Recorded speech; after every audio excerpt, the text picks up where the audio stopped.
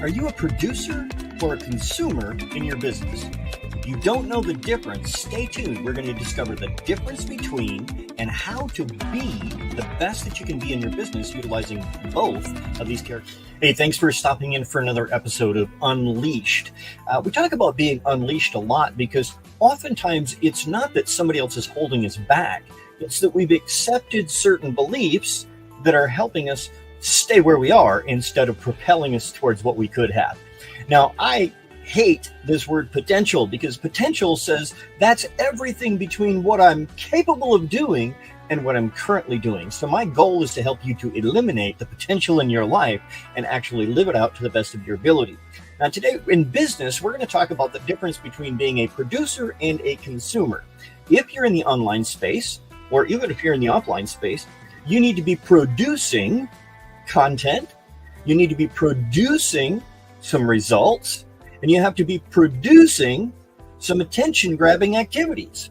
These are things that are required for any business to actually grow because A, you have to get their attention, you have to get them a result, right?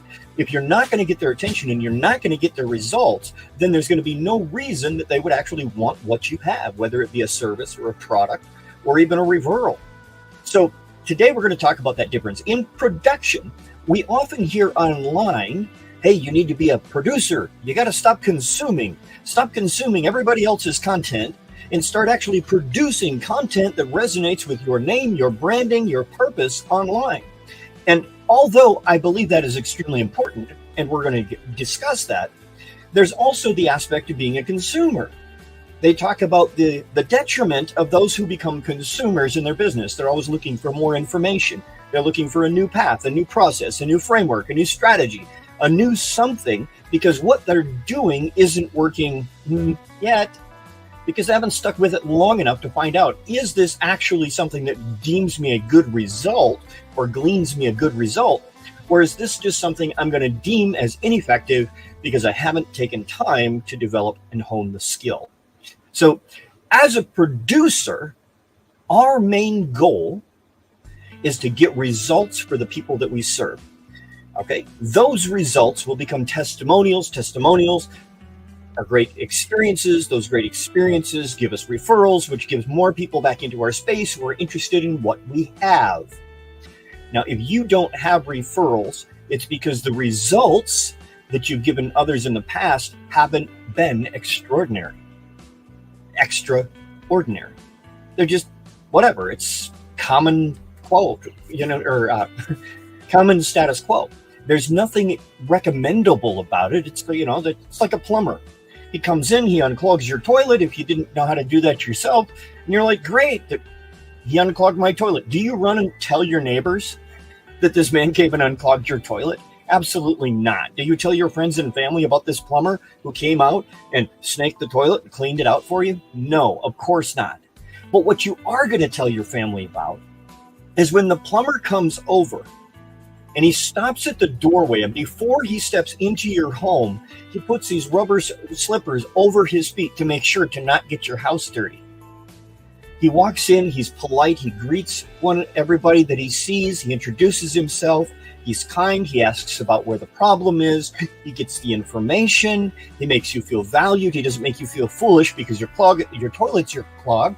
He goes in, he solves the problem, he plunges it, snakes it, whatever he's got to do, but then he goes through and he brings in this cleaning supply kit, and he goes through and he not just cleans the toilet bowl, but actually cleans up everything around it. You're walking there feeling like this is a throne fit for royalty, right? This is an amazing job. And then he gets up and he washes up and he cleans himself up real good, and he walks out, he shakes your hand, he says, thank you so much. I appreciate it. If there's anything else that you need, don't hesitate to call me day or night. I'll do my best to get here as soon as possible. And he leaves with a smile, and he leaves, and you walk away feeling extraordinary. This was a wonderful experience. This is what people are going to talk about. What did he produce? An unclogged toilet or an amazing customer experience? An amazing customer experience will be generating referrals. It will be generating goodwill. It will create a buzz. It'll be the cleaning plumber. right? Hey, did you get that plumber that cleans up after himself, or the other guy that, comes in, splashes things all over, but at least the toilet flushes? You don't want to be that guy. You don't want to be that gal, right? What you want to be is a person who produces an amazing customer experience for the audience. Now, this is important because it creates buzz. It creates a branding aspect because people see you, they hear about you, they get to know you, so that when they need what you have, they know you're the one that they need to reach out to. And this is extremely vital and extremely important in your business. Now, let's switch over to the consumer aspect, right? Because the consumer, on the other hand, all we do is we consume, we take. Well, the problem with this is when all you're doing is consuming everybody else's content, what you're literally doing is you're getting the entire network out there, your entire community, your circle of influence. Everybody knows that you're somebody who still needs something. So guess what? Everybody is going to be selling to you.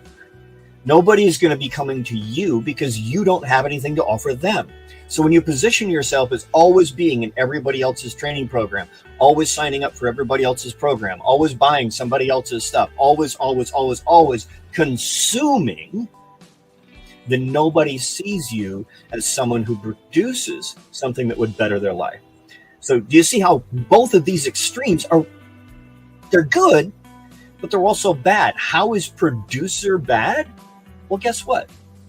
If all you do is stand on your platform and tell people how great you are in your area, it actually makes people really hesitant to actually go near you because you become outside of their reach. If you always think that you have the best, people are uncomfortable with that. They want to be able to relate to the person that's there.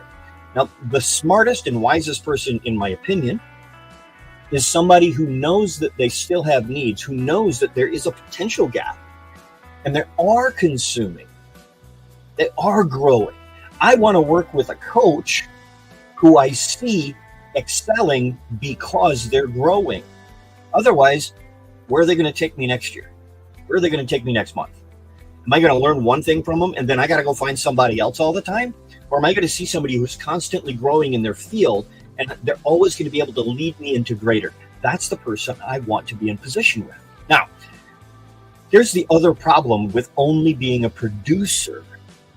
A producer has no idea, A, what's in the marketplace, and B, no idea where the potential clients actually are in their life. The big problem with consumers is this: they get so focused on content creation in the internet space that all they do is just produce. And they're completely out of touch with everybody on their friends list, their followers list. So I challenge you to become a producing consumer. Not a consumer that produces, but a producing consumer. You want to be regularly putting out content. You want to be regularly actually serving your audience. You want to be regularly getting them some sort of a result. If they apply what you're giving them, their life should be changing, transforming into something better. And if it's transforming to better, then they're going to want to consume more. Okay? Do you understand that? So how do we do that? A very tangible way of doing that is very simple. We have this thing like here on Facebook, or even in the comment section on YouTube and Instagram, Twitter. They all have a place where you can interact with the people that follow your content. But when is the last time you clicked on their profile, went over, and just consumed one or two pieces of content? If they have a website, did you go to their website and actually see, what do these people do? Where do they go? And if you're not doing that, how will you know that you actually have something that they need? Like, I have had people go over and they have looked at me and they follow all my posts and they like 20 or 30 posts in a row, all within like 2 minutes, right? I know you're not consuming my content. I know you're not listening to me. And you know what else that means? That means I'm immediately going to unfollow your profile, unfriend you if we're friends, because you're not a friend and you're not a follower. You're somebody who's looking to get me to do something for you. I can't help that person. So instead, when somebody comes into my space like this morning I had somebody, Tassel, she said, Tassel started following you. So I went over to her profile. I looked at what she had in her content. I looked out to the left. I saw a few links. So I clicked the Amazon link. I went over. I found out she had a book. It was a personal development book on how to actually not deal with as much hassle in your life and be motivated more. And I was like, that was amazing, right? Cool. Let's see what else she's got. And I clicked on another one to a Blogspot blog, and I opened it up, and it was like 2014 was like the last post, I believe. Or it was second to last post. It was 2014. So, okay, I know one thing.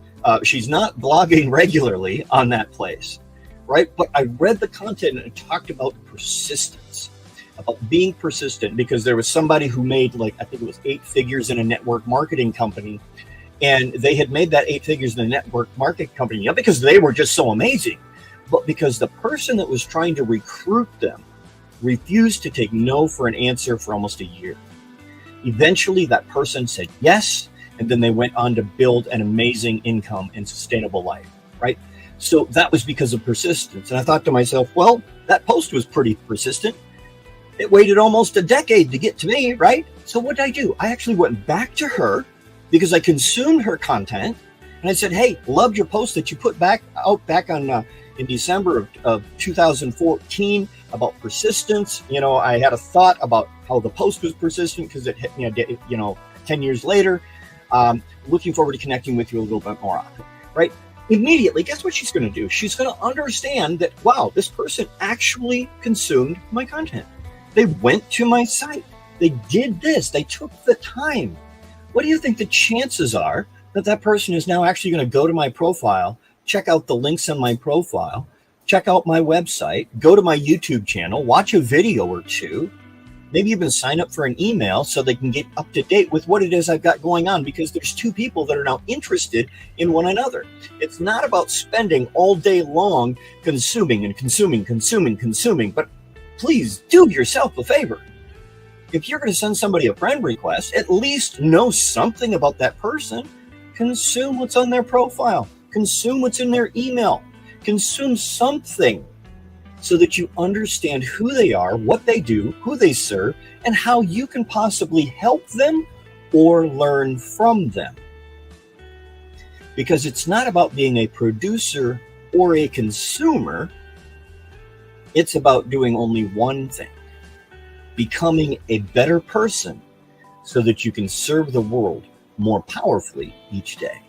Now, as always, I encourage you, consume something in your audience today, produce amazing value to improve the life of other people. Remember, there is beauty, there is grace, and there is greatness within you. Now go share that with the world.